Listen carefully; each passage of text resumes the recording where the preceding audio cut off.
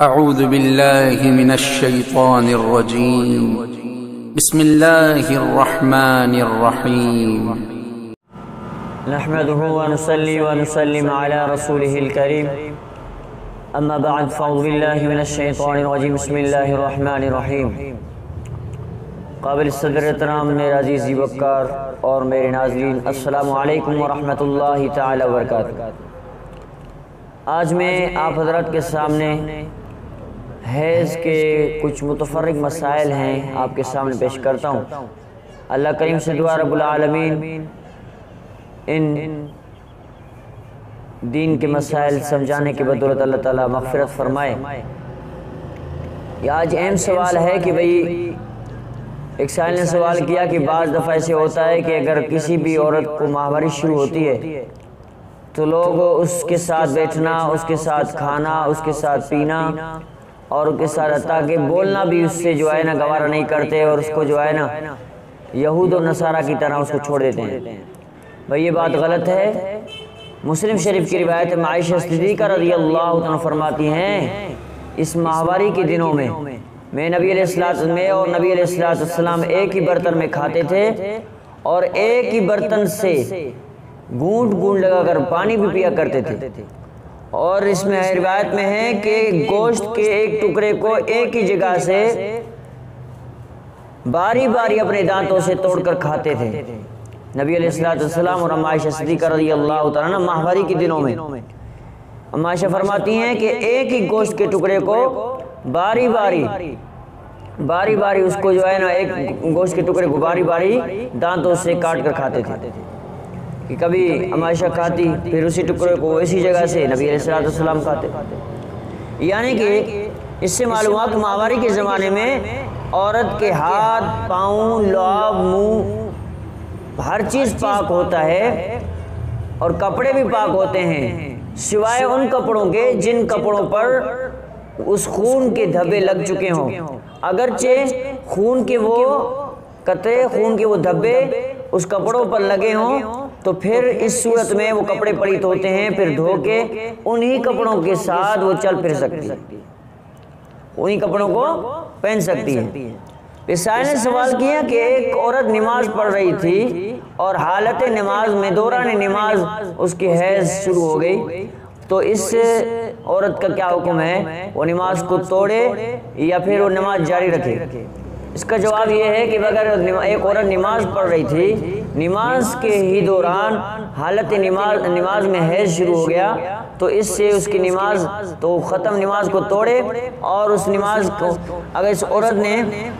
نماز پڑھنا لازم نہیں ہے اور اس کا قضا کرنا بھی اس پہ لازم نہیں ہے، اور اگر نماز کا وقت ہو جانے پر نماز تاخیر کر دی بلکہ آخر وقت میں پڑھنے لگی، پھر اسی صورت میں حیض آ گیا، تو اب اس کی نماز معاف ہے اور اس کی قضا بھی نہیں ہے۔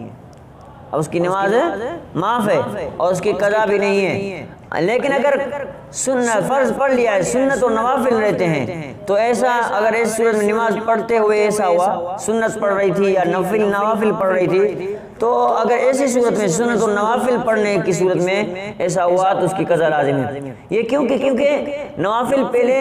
نوافل پڑھے یا نہ پڑھے، اگر کوئی شخص تہجد نفل شروع کیا ہے اور نماز نفل پڑھ رہا تھا، تو نفل ٹوٹنے کے بعد فوراً نفل واجب ہو جاتا ہے، پھر اسی نفل کو ہر حال میں قضا کرنا لازم ہے۔ اگر کوئی شخص پہلے نفل نہیں پڑھ رہا ہے، ایسے ہی اس عورت کو حیض آ گئی تو اس پہ کوئی قضا وغیرہ نہیں۔ ہاں اگر اس عورت سنت پڑھ رہی تھی یا نوافل پڑھ رہی تھی، تو اسی دوران اس کے حیض کے جو ہے مدت شروع ہو گئی یا حیض کے خون آ گئے، تو بصورت اس کے تو نوافل پڑھ رہی تھی، نفل اس کا ختم ہو گیا، تو بعد میں حیض کی مدت ختم ہونے کے بعد اس نفل کا قضا کرنا لازم ہے، اس پر اس سنت کا قضا کرنا اس پر لازم ہے۔